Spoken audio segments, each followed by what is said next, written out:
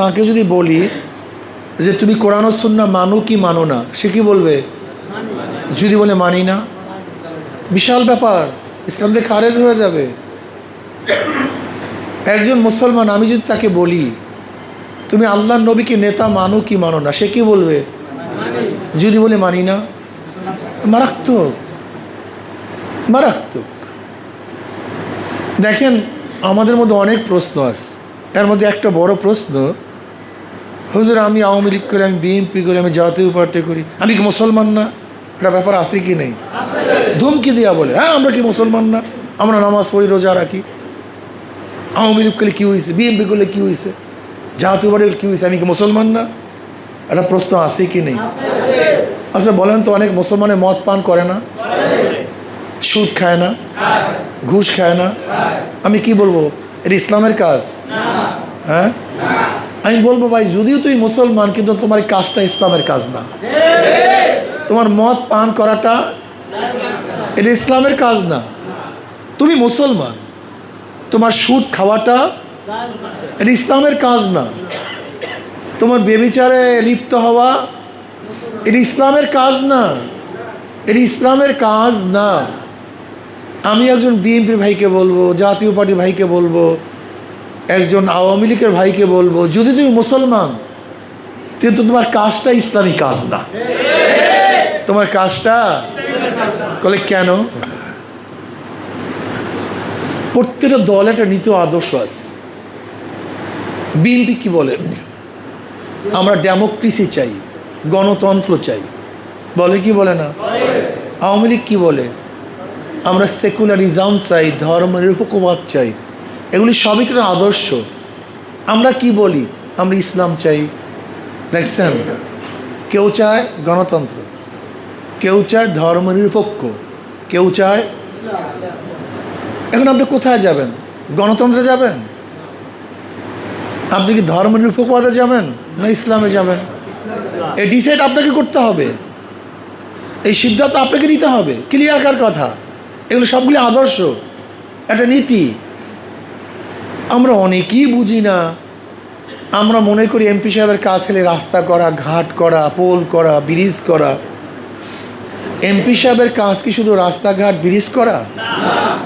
MP সাহেবের কাজ হলো আগামী বাংলাদেশ কোন নীতি ও কোন আদর্শে চলবে সেটা নির্ধারণ করা। আগামী বাংলাদেশ কোন নীতি কোন আদর্শে চলবে, কোন আইনে চলবে, এইটা নির্ধারণ করা। এমপি সাহেবের কাজটা কি? যে মদের আইন থাকবে কি থাকবে না এটা নির্ধারণ সে করবে। এমপি সাহেবের কাজটা কি? বাংলাদেশে জেনা চলবে কি চলবে না এই আইন সে প্রণয়ন করবে। এমপি সাহেবের কাজ কি? ইসলামের পক্ষে আইন চলবে না ইসলামের বিপক্ষে আইন চলবে এইটা নির্ধারণ করা। আপনি কি ভেবেছেন? আপনি এমপি নির্বাচনটাকে কি ভেবেছেন? আসলে আমাদের দেশের মানুষ, আমি অনেক সময় চিন্তা করি, আল্লাহ আমাদেরকে জ্ঞান না দান করার কারণে আমাদেরকে গরু ছাগলের মতো গলার মধ্যে রশি। আমাদের অবস্থা হলো আমাদেরকে যে যেরকম বুঝায়, বুঝের আগেই আমরা সেই পথ ধরি, মনে যা চায় তাই করি। আমি যেই কথাগুলো বলতেছিলাম যে একজন এমপি সাহেবের দায়িত্ব হলো আগামী দেশটা কোন আইনে চলবে, কোন নীতিতে চলবে, কোন আদর্শে চলবে, ঠিক না ভাই? এটা নির্ধারণ করার দায়িত্ব আপনাদের। আচ্ছা বলেন তো, আপনারা কি চান? আগামী দেশটা ইসলাম অনুযায়ী চলুক, এটা কি আপনারা চান? না ইসলামের বিপক্ষে চলুক এটা চান? তো ইসলামের বাইরে আপনার সংগঠন করবেন কিভাবে, যাবেন কিভাবে বলুন আমাকে? এখানে তো রাগ করার কিছু নাই, মারামারির কিছু নাই, তো এখানে হুমকি ধুমকির কিচ্ছু নাই। কথা তো ক্লিয়ার। আপনি কোন আইন কোন আদর্শ আপনি মানেন? যে ইসলামী আদর্শ মানেন, ইসলামের পক্ষে থাকতে হবে, আর ইসলামী আদর্শ না মানলে আপনি ইসলামের বিপক্ষে চলে যাবেন। এই জন্য কী বলেছিলাম, একজন মুসলমান ইসলামের বাহিরে যাওয়ার কোনো আস্তে কথা কয় কোনো সুযোগ থাকলে বলুন কেউ দাঁড়ায়। একজন মুসলমান ইসলামের আমরা অনেক সময় মনে করি যে এই নির্বাচনের মধ্যে আপনি কেন ধর্ম টর্ম টানেন, এইগুলি কোথার থেকে নিয়ে আসছেন, এরকম একটা কথা আছে কি নেই? আচ্ছা বলেন তো, ধরে নেন এটা একটা সংসদ, এইটা কি ভাই? আপনার সবাই এমপি, সংসদ চলতেছে, আমি স্পিকার, আমি বললাম যে আল্লাহ বলতে কিছু নাই, একটা বিল উত্থাপন করলাম। কি উত্থাপন করলাম? বিলটা কি আল্লাহ বলতে কেউ নাই, আল্লাহ না করুক, এর উপরে যদি আপনারা হাত তুলেন, ইমানের অবস্থা কি হবে? হ্যাঁ, হাত তুললেই কারবার শেষ। হ্যাঁ, খালি হাত তুলছেন, সমস্যা কি? হাত তোলা মানে সমর্থন করা, হাত মানে সাক্ষী দেওয়া, হাত তোলা মানে সাহায্য করা, হাত তোলা মানে আইনটাকে সহযোগিতা করা, ঠিক না ভাই? এখন ধরেন আমি সংসদে উঠালাম, মদের আইন বৈধ কি বৈধ না, আপনারা হাত তোলেন, যদি বলেন হাত তোলেন, তাহলে কি হয়ে যাবে? কথা বলেন। হ্যাঁ, তাহলে যত মানুষ আপনাদের আইন অনুযায়ী মদ পান করবে, এ দায়িত্ব আপনাদের নাই? হ্যাঁ, এখন বলেন তো, আপনাদের ভোট পেয়ে, সমর্থন পেয়ে যত অবৈধ কাজ, ইসলামের বিরুদ্ধে যত আইন করছে, দায়িত্ব কার? হ্যাঁ, আহা, কেন বুঝেন না? আর যদি মসজিদ কায়েম করলে সওয়াব হয়, তা সেখানে যদি পোস্ট কোয়ার্টার করেন, সেখানে গুনাহ হবে না? মাদ্রাসা করলে যদি সওয়াব হয়, বার করলে সেখানে গুনাহ হবে না? কাজী ইসলামের কোনো মানুষ যারা মুসলমান, তার ইসলামের বাইরে যাওয়ার কোনো সুযোগ নাই। এখন প্রশ্ন করতে হবে, হিন্দুরা কেন ইসলামের পক্ষে ভোট দিবে? প্রশ্ন এখানে, মুসলমান তো ইসলামের বাইরে যাওয়ার সুযোগই নাই। আপনি প্রশ্ন করতে পারেন, খ্রিস্টানরা কেন ইসলামের পক্ষে ভোট দিবে? প্রশ্ন এখানে, কি কথা ঠিক না? এর জবাব হলে শান্তি পাওয়ার জন্য। কি পাওয়ার জন্য? জোরে বলেন। ইসলামের বাহিরে কোনো শান্তি কেউ দিতে পারে না। ইনসাফ রক্ষা করার জন্য, ইনসাফ প্রতিষ্ঠিত করার জন্য, জান মাল ইজ্জাতের রক্ষা করার জন্য, সুরক্ষণের জন্য হিন্দুর ইসলামের পক্ষে ভোট দিবে। বলে কেন? আচ্ছা ধরে নেন, একজন মুসলমান মেয়েকে যদি কেউ ধর্ষণ করে, তার বিচার হবে। যদি হিন্দু মেয়েকে ধর্ষণ করে, তার বিচার হবে না? সমান। কেউ যদি মুসলমানের বাড়িতে চুরি করে, তার বিচার হবে। হিন্দু বাড়িতে চুরি করলে বিচার হবে না? সমান। কেউ যদি মুসলমানকে কতল করে, বিচার হবে।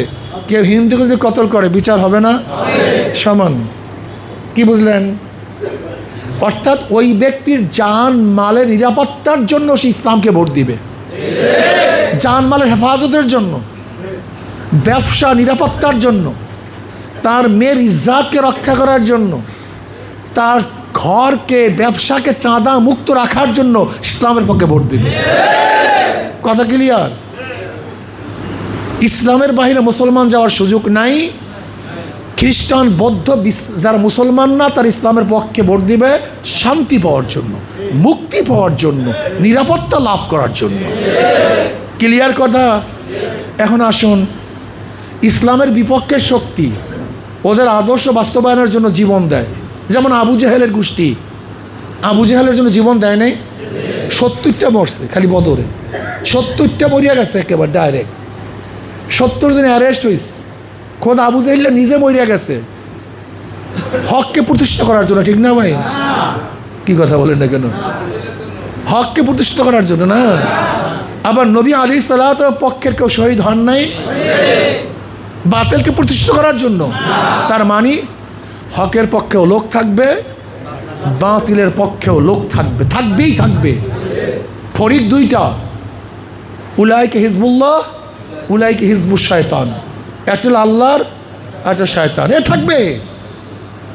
এখন দেখার বিষয় আপনি কোন পক্ষে। কথা এতটুকু, আপনি আল্লাহর পক্ষে না শয়তানের পক্ষে? লোক থাকবে না তা না। শয়তানের পক্ষে আজীবন লোক ছিল। আবু জাহেলের পক্ষে লোক ছিল না? অনেক বেশি ছিল। ফেরাউনের পক্ষে লোক ছিল না? বেশি ছিল। নমরুদের পক্ষে ছিল না? বেশি ছিল। এখন আপনি কোন পক্ষে থাকবেন, এ ডিসাইড আপনি করবেন। বেঈমানের পক্ষে লড়াই করছে, ইসলামের পক্ষে লড়াই করছে। এখন আপনি ইসলামের পক্ষে লড়াই করবেন না শয়তানের পক্ষে লড়াই করবেন, ডিসাইড আপনার। শয়তানের পক্ষেও জীবন দিচ্ছে, ইসলামের পক্ষেও এখন আমি ইসলামের পক্ষে জীবন দেবেন না শয়তানের পক্ষে জীবন দেবেন, সে ডিসাইড আপনার, সে সিদ্ধান্ত আপনি নেবেন। থাকবে না তা না, গ্রুপ দুইটা, একটা ইসলামের গ্রুপ আর ইসলামের বিপক্ষের গ্রুপ। আমি আগেই বলেছি, মুসলমান মদ পান করলেই সেটা জায়েজ হয় না, ঠিক মুসলমান করি অনইসলামিক আদর্শ করলেই সেটা জায়েজ হয় না, সেটা বৈধ হয় না। যাই হোক, আমাকে বলছে আমি এখান থেকে নির্বাচনে, আসলে আমি নির্বাচন করবো সিদ্ধান্ত নেইনি। আমি বরিশাল 5 থেকে নির্বাচন করবো সিদ্ধান্ত নেই, কিন্তু আমি চাই বরিশাল 5 আসনে হাত পাকে বিজয় হোক, এইটা আমি চাই। এর জন্য আমি আমার খেদমত যতটুকু প্রয়োজন, আমাকে যেখানে কাজে লাগাতে চান, আমি আপনাদের সহযোগী হিসাবে আমি কাজ করব ইনশাআল্লাহ। কিন্তু যদি মনে করেন হুজুরে দ্বারা এটা ভুল, এ কাজ আমার না, এটা আমার একার কোনো দায়িত্ব না, এ দায়িত্ব আমাদের সবার।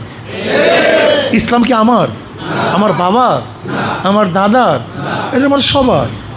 দাওয়াত আমি একা শুধু নেতারা কেন দাওয়াত দিবে, এ দাওয়াতের কাজ সবার। মেহনত শুধু নেতারা কেন করবে, এই মেহনত আমাদের সবার। যদি আজকের থেকে এই ছোট্ট একটা কাফেলা বিজয়ের আশা নিয়ে, বিজয় হবই হবে ইনশাআল্লাহ, এরকম দৃঢ় প্রত্যয় নিয়ে ছোট্ট একটা কাফেলা যদি মাঠে ঝাঁপিয়ে পড়ুন, যুগে যুগে দেখা যায় সুশৃঙ্খল ছোট্ট একটা কাফেলা বিশৃঙ্খল বহুত বড় কাফেলার বিরুদ্ধে বিজয় অর্জন করছে। যেমন বদরের ময়দানে মুসলমানদের সংখ্যা ছিল ছোট, বেঈমানদের সংখ্যা ছিল, কারা জিতছে? কথা বলেন। মোহাম্মদ বিন কাসিম রহমতুল্লাহ আলাই মাত্র 5000 সৈন্য নিয়ে রাজা দাহিরের 1,00,000 সৈন্যের বিরুদ্ধে বিজয় অর্জন করছে। তারেক বিন জিয়াদ রহমতুল্লাহ আলাই মাত্র 5000 সৈন্য নিয়ে স্পেন থেকে দখল করে ফেলাইছে। সুলতান মাহমুদ গজনবী রহমতুল্লাহ আলাই মাত্র 17 জন সৈনিক নিয়ে ভারতটাকে বারবার দখল করে ফেলাইছে। সুশৃঙ্খল ছোট্ট একটা বাহিনী বিশাল এক বাহিনীর বিরুদ্ধে যুদ্ধ করতে পারে, কারণটা কি? আমাদের মধ্যে ইমানি জজবা আছে। কি জজবা আছে? ইসলামী হুকুমাত কায়েম করার স্পৃহা আমাদের মধ্যে আছে, ওদের মধ্যে সেটা নাই। ওদের মধ্যে ক্ষমতার লালস, আর আমাদের মধ্যে ইসলাম প্রতিষ্ঠা করার লালস। ওদের মধ্যে খাওয়ার লালস, আমাদের মধ্যে ত্যাগের লালস। ওদের মধ্যে চাঁদা করার লালস, আমাদের মধ্যে চাঁদা ফিরাবার লালস। ওরা মানুষের থেকে নেয়ার লালস, আমরা মানুষকে দেয়ার লালস। ওরা মানুষের জুলুম করতে চায়, আমরা মানুষকে খ্যাতবোধ করতে চাই। পার্থক্য আছে কি নেই? ওরা আমাদের দেশের টাকা পাচার করতে চায়, আমরা আমাদের দেশের টাকা আমাদের দেশে রক্ষা করতে চাই। কথাটা বুঝাতে পারিনি। কাজে ওদের স্পিড আর আমাদের স্পিড এক না, এক হওয়া উচিত না। আমি বিশ্বাস করি আজকে এখানে যারা আসছেন, তৃণমূল কর্মী সমাবেশ, সবাইকে নিয়ে আসা হয়নি, শুধু দায়িত্বশীল নিয়ে আসা হয়েছে এখানে। আপনারা যদি ইনশাআল্লাহ শপথ গ্রহণ করেন, জান মাল দিয়ে আমরা কাজ করব, ঠেলাগাড়ির মতো ঠেলবো, পয়সা দেবেন আর ঠেলবেন এরকম হবে না। জান মাল দিয়ে, জান মাল দিয়ে। এটা আমার ঘর, এটা আমার কাজ, এটা আমার ঘর, এটা আমার কাজ যদি মনে করেন, তাহলে আপনার স্পিড ভিন্ন থাকবে। আর যদি মনে করেন পরের কাজ, পরের কাম, দেখেন না ব্যাগার লইছে, একটা কথা আছে না আমাদের দেশের, তাহলে ব্যাগারিরা কাজ করো, কাজ নিজের মনে করে না, ব্যাগার মনে করে, কাজ আসে না, স্প্রিয়া আসে না, স্পিড আসে না। যখন এই কাজটাকে নিজের কাজ, ইসলাম এটা কারোর ব্যক্তি না, এটা আমাদের সবার। আমার নবী কারোর ব্যক্তির না, আমাদের সবার। আল্লাহ কোনো ব্যক্তির না, আমাদের সবার। কাজে কাজটা কোনো ব্যক্তির হবে না, সবার হবে, সবার হবে। আমি কেন ত্যাগ করতে যাব? আমি কেন খরচ করব? কি আমার এখন গরজটা কি? আমার গরজটা কি? আপনি কেন ত্যাগ করবেন না? আপনি কেন খরচ করবেন না? আপনারও যদি একই কাজ হয়, আমারও একই কাজ হয়, তা আমিও ত্যাগ করব, আপনারাও ত্যাগ করবেন, আমিও খরচ করব, আপনারাও খরচ করবেন। কথা ঠিক না? আমি অনেক সময় বলি, আচ্ছা এত মোহাব্বত করো তোমার দলের, এত মোহাব্বত করে হাত পা খাকে, এত মোহাব্বত করো, অথচ পোলার জন্য কত জুতা কিনলা, মেয়ের জন্য কত কাপড় কিনলা, জামা কিনলা, স্ত্রীর জন্য কত ধার করিয়া শাড়ি কিনলা, আর তুমি যেই মার্কাকে মহব্বত করো সেই মার্কা বানাই একটা মার্কা গাছে ঝুলাইতে পারো না। ওরে নিজের হাতে বানাইয়া ওই তাল গাছের পাতা দিয়ে একটা পাতা ঝুলাও না। আমার নিজের হাতে একটা তাল গাছের পাতা ঝুলাই পাংখা হিসাবে, তবেও তো মহব্বত প্রকাশিত হয় যে আমি এটাকে মহব্বত করি। পরে নিজে কাপড় দিয়া, নিজে সাদা কাপড় দিয়া রং লাগাইয়া একটা গুনা দিয়া পাংখা দিয়ে ঝুলাও না, তবে তো মনে করলাম আমি মহব্বত করি। নাকি ভুল বললাম ভাই? পয়সা নাই আমার কাছে, টাকা নাই, একটা গুনা দিয়া কাপড় দিয়া নিজে পেঁচাইয়া একটা পাংখা যদি গাছে ঝুলাইয়া দিই, কি প্রকাশিত হবে? মহব্বত। মহব্বত প্রকাশিত হবে, হাত পাকা প্রচার হবে। এতটুকু তো করতে পারি না আমরা, খালি মহব্বতে গদগদ। মনে হয় যেন মহব্বতে গদগদ। এক বেলা খাইতেও তো 500 টাকা লাগে, একটা বেলা খাইতেও কত টাকা লাগে? তা তুমি 500 টাকা যদি একবেলা খাইতে লাগে, একবেলা তোমার সংগঠনের ইসলামের জন্য ব্যয় করতে পারো না? হ্যাঁ, এতটুকু পারি না কেন? এর জন্য হয় না আমাদের দ্বারা, সব ভুগি হয়ে গেছে, সব ভুগি হয়ে গেছে। তবে হ্যাঁ, কাল হুজুর আমরা তো গরু, আমরা তো পাঁঠার মতো বিক্রি হই। আমি কই বিক্রি হয় ভালো মতো হোক। বলে কেমন? আচ্ছা বলেন তো, দেশি একটা মোরগের দাম কত হবে বলেন তো? 500 টাকা কেজি। একটা দেশি মোরগের কেজি কত? তা 3 কেজি হইলে 1500 টাকা, নাকি ভাই? ভালো একটা খাসির দাম কত? ভালো খাসি মিয়া তো 20-30 হাজার টাকা কমাই কেনা যায় না। এই যে কালী পূজার সময় পাঁঠা লাগে, একটা পাঁঠার দাম কত? আমি দেখছি চিটাগাঙে একটা পাঁঠার দাম 1 লক্ষ টাকা, 50,000 টাকা পাঁঠার দাম। কোরবানির সময় ভালো একটা হাড়ের দাম কত? ষাঁড় গরুর দাম 5 লাখ, 6 লাখ, 10 লাখ, 20 লাখ। যদি তুমি বিক্রি হইতেই চাও, যদি মনে করি আশরাফুল মাখলুক আমি বিক্রি হব টাকায়, কমপক্ষে ষাঁড়ের দামে বিক্রি হও। কিসের দামে? একটা ষাঁড়ের দামে। কয় লাখ টাকা দাও? 5 লাখ টাকা দাও, তোমার দল করবো। যাও, ইমান টিমান যদি খুঁয়েই দেই, ইসলাম যদি বিক্রি করি, তাহলে ওই মোরগের দামে কেন, একটা ষাঁড়ের দামে বিক্রি করি। ওরা ষাঁড়ের দামে বিক্রি না করলে কমপক্ষে একটা পাঁঠার দামে বিক্রি করো। একটা পাঁঠা 1 লাখ টাকা দাও বা 50,000 টাকা দাও। কি কথা ঠিক না? আর আশরাফুল মাখলুকাত একটা মোরগের দামও লাগে না, 500 টাকা দিলেই খাই। একটা মোরগের দামও লাগে না। আশ্চর্য বিষয়। আশরাফুল মাখলুকাত, আশরাফুল মাখলুকাত, আল্লাহ পাকের শ্রেষ্ঠ শ্রেষ্ঠ জীব যারা, সৃষ্টির শ্রেষ্ঠ জীব যারা, এদেরকে 500-1000 টাকা দিয়ে কেনা যায়। এই আশরাফুল মাখলুকাত। আমি মনে করি কেউ যদি বিক্রি হতে চাও, তাহলে কমপক্ষে গলার মধ্যে রশি লাগাইয়া হাটের মধ্যে ওঠো যে আমি কালী পূজার পাঠা, আমাকে 1 লক্ষ টাকা দেন, আমি বিক্রি হয়ে যাব। মানুষকে টাকা দিয়ে কেনা যায় না বোকা, মানুষকে টাকা দিয়ে কেনা যায় না। মানুষকে আদর্শ নীতি দিয়ে কেনা যায়, টাকা দিয়ে মানুষকে কেনা যায় না। আমি চরবাড়িয়ার লোকদেরকে বলবো, ভাই হ্যালো হ্যালো পরে করেন, কথা শেষ করেন একটু, এইটার গুরুত্ব দেন। আমি আপনাদের চরবাড়ির সবাইকে বলবো, আমরা কি আজকের থেকে ইনশাল্লাহ নিয়াত করতে পারি?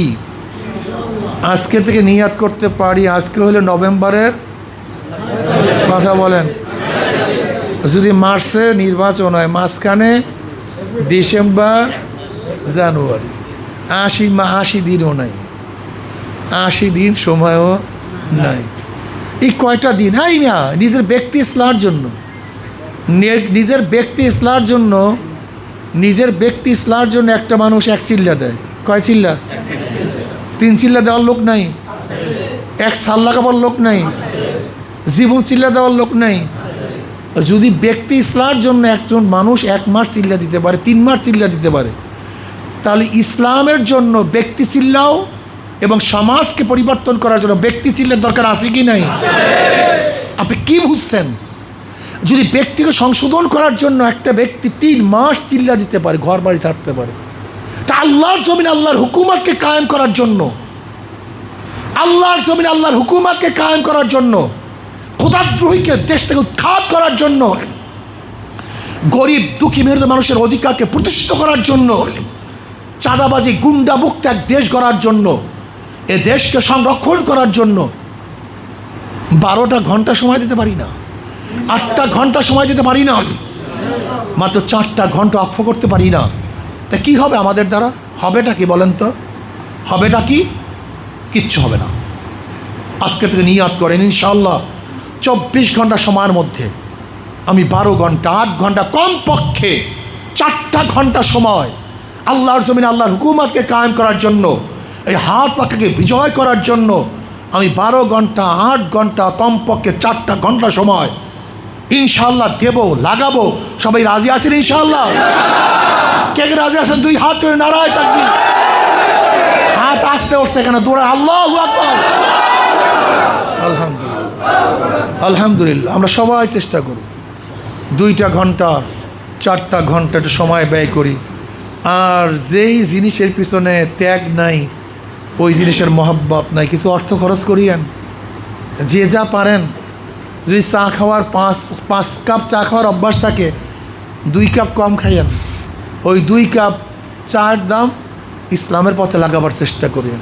এতে মরবেনও না, কিচ্ছু হবে না। কথা ঠিক না? আল্লাহ আমাদের সবাইকে জীবন ইসলামের উপর থাকার তৌফিক দান করেন। আমি বিশ্বাস করি যে আপনারা ইনশাআল্লাহ আজকের থেকে চ্যালেঞ্জ নিয়ে নামেন, তাহলে মানুষের মধ্যে আসছে যে দেখছি তো, সবাইকে দেখছি তো। যারা নির্বাচন করবেন সবাইকে দেখেন নাই? একটু নতুন দেখেন না, একবার। এদেরকে তো বারবার পরীক্ষা করছেন, বারবার। কি হয়েছে? একটু পর, 1 মিনিট পর কেউ কথা বলিয়েন, 1 মিনিট পর। যারা নির্বাচনে অংশগ্রহণ করবে ইসলামের বিপক্ষে, এদেরকে আপনারা বারবার দেখেন নাই? কথা কয় না। একবার দেখছেন না বারবার দেখছেন? যাদেরকে দেখেন না, একটাবার দেখেন না, একটাবার ওদেরকেও দেখছেন। একটা গল্প পড়ি, কথা শেষ করব। গল্পটা শোনাবো নাকি? এক ব্যক্তি হোটেলে গেছে ভাত খাওয়ার জন্য, তার পাতলা ডাইল দিস। তার পাতলা ডাইলের মধ্যে একটা আমের বাড়া। এখন আমের বাড়া চষে দেখে চুকাও নাই, মিষ্টিও নেই। এখন মেসিয়ারকে বলে, কিরে ভাই, আমের বাড়ার মধ্যে চুকাও নেই, মিষ্টিও নেই। বল ভাই, আপনার চষার আগে অনেকেই চুষছে, আবার ডাইলের মধ্যে দিয়ে আসছে। তো এক চষা বাড়ার মধ্যে কতই বা মিষ্টি থাকবে, চুকা থাকবে? যাদেরকে বারবার চুষছেন, এদের চষার কিছু নেই, এদের মধ্যে মিষ্টিও নাই, টকও নেই। আসুন, যে ইসলামকে দেখেন নাই, এরা কি আগে খেলতেই তো দিলেন না, আগেই কয় পারবে না। আর যাদেরকে নামাইছেন বারবার, আর বারবার ঠকছে, এরপরে তাদেরকে কত বেয়াকুফ রেফারি, কত বেয়াকুফ রাজমান যারা করে, যারা বারবার খেলায় ঠকছে, এদেরকে আবারও। আর যারা এখন পর্যন্ত নামিয়েই নাই, তাদেরকে পরীক্ষাও করার মতো মেজাজ হয় না। এত বেয়াকুফ মানুষ। একটাবার পরীক্ষা করে দেখেন ইসলাম কি পারে, একটাবার পরীক্ষা করুন। যদি ইসলাম হারে, তাহলে আর দিয়েন না ইসলামের পক্ষে ভোট। যদি কিছুই করতে না পারে, থাকিয়েন না। সমস্যা কি? আওয়ামী লীগ 17 বছর থাকছে, আমরা ছিলাম না। সমস্যাটা কি আমাকে বলেন? দিয়া দেখেন একবার ইসলামের পক্ষে। ইসলাম হারার জন্য দুনিয়াতে আসে নাই, ইসলাম বিজয় অর্জনের জন্য দুনিয়াতে আসে। আর আগের অঙ্ক সব বাদ দেন, আগের অঙ্ক সব পুরান হয়ে গেছে। আপনি দেখছেন আমেরিকার নিউ ইয়র্কে দেখছেন, ট্রাম্পও সমস্ত ধনট্টরা মিলিয়ন ডলার ব্যয় করছে, কিন্তু হারাতে ওই আগের অঙ্ক এখন নাই, পুরান হয়ে গেছে। আগামী নির্বাচনে আগের অঙ্ক চলবে না, নতুন অঙ্ক শুরু হবে ইনশাআল্লাহ।